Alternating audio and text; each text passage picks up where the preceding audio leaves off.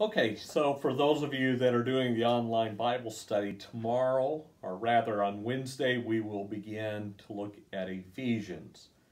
And I want to give you some introductory information today. Let's start with authorship, because Ephesians, though the New Testament says it's written by Paul, it is one of the contested letters, which means that a lot of biblical scholars think that Paul did not actually write the book of Ephesians. Let me give you three arguments that are made against Ephesians being written by Paul, and then I'll give you my response to each. The first argument is that there is a linguistic difference, that the language is really different than what we find in the rest of the Pauline letters. The problem with this argument is that most of Paul's letters were co-written by other people. We also know that Paul used a secretary to assist him. How much did team writing shape the particular differences that we find among the various letters? How much leeway did the secretaries have in writing? 1 Corinthians was written by Paul and Sosthenes. 2 Corinthians was written by Paul and Timothy. Philippians was written by Paul and Timothy. 1 Thessalonians was written by Paul and Silas. And Romans was written with the assistance of a secretary named Tertius. Still, what about the differences that we find? Well, the second argument that's made against Ephesians being written by Paul is that it sounds too much like Paul, with verbatim phrases that seem to indicate that someone was trying to intentionally sound like Paul. I find this argument unpersuasive. There are about probably 10 authors that I love, and I read every single thing that they write, or everything that they publish anyway. At times I find myself having to skim over paragraphs because I've heard the writer make the exact same argument.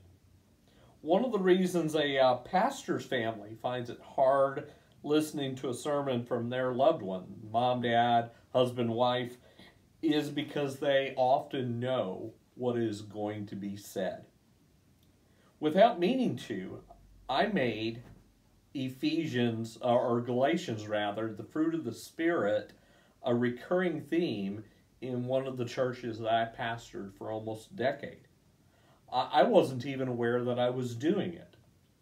At our going away party, the church put that passage on the cake, and one of our lay leaders gave a little talk about what they had learned from me. And what they said, sure enough, sounded like my own words and were focused on the theme of the fruit of the Spirit. Looking at sermons from that time period, the theme comes up a lot, more than I even realized. Ben Witherington writes, "When a theory causes more problems than it solves, it should be abandoned. Such is the theory of Ephesians being written by an imitator of Paul." Klein Snodgrass, another New Testament scholar, writes, "The hypothesis of an imitator of Paul creates a lot of problems. The author would be a person who had read Paul's letters, especially Colossians, so much that she became a mirror of Paul, not just someone who sounded a bit like Paul. Does the human mind even operate that way, particularly on the basis of a letter as short as the book of Colossians? And if they did, why would they copy verbatim the instructions to Tychicus, which is the least important part of the letter? Richard Balcom says, "Pseudonymous letters are exceedingly rare, even in the post-apostolic period. In any case, there's not a single known example of someone or a Christian community accepting a letter that they know to be a forgery." Apocalyptic literature often used famous characters, or wrote from the point of view of a famous character of the past to narrate a heavenly vision. but the genre was understood by the audience. Now, the third argument is that the theme or the subject of Ephesians is different from other Pauline letters. It is amazing how much the order of the New Testament books influences the way we read. Almost everyone who reads the writings of Paul compares all the readings to the writings of the book of Romans.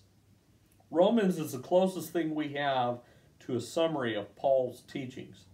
Yet, even it is not a summary of everything that Paul taught.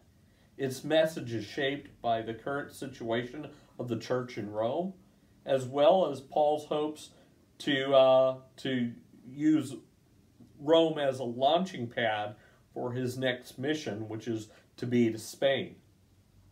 One of the main themes of the book of Romans is justification by faith. It is the central focus not only of the book of Romans, but it is a central focus of the letter to the Galatians. But that theme is largely absent from the rest of Paul's writings. The church in the West has made justification by faith its central focus. And therefore, a lot of us see Paul's writings as being focused on justification. St. Augustine convinced the Western Church that the most important spiritual issue was what to do with shame and guilt. And he got this idea by reading the book of Romans. So did Martin Luther. And his particular reading of the book of Romans split the Western Church in half. The idea of justification and what to do with guilt and shame even find secular expressions in people like Sigmund Freud and Bill Clinton. The Eastern Church never gave too much attention to the topic, and they ended up with a very different focus. So in a minute, we're going to come back to Ephesians focus. But let me give you one more argument. This one is from a New Testament scholar who thinks that Ephesians was not written by Paul. James D. G. Dunn has a different opinion, and he writes, all in all, the evidence is most consistent with the hypothesis that the letter was written by a disciple of Paul sometime after Paul's death. The reason, we may guess, was to celebrate Paul's faith and apostolic achievements, using Colossians as a kind of template, and to ensure that Paul's message was not lost to view, but adapted to the changing circumstances of the post-60s. Alternatively expressed, we may say Ephesians was an attempt to formulate Paul's legacy for the second generation Christians and to give them a synthesis of his heritage, a fitting liturgical setting for use in church gatherings, to provide for meditation and worship as well as for instruction. Well, either way, Ephesians is an elegant articulation of Paul's vision. It does not focus primarily on justification. Instead, chapter 1, verse 10 gives us the central idea of Ephesians.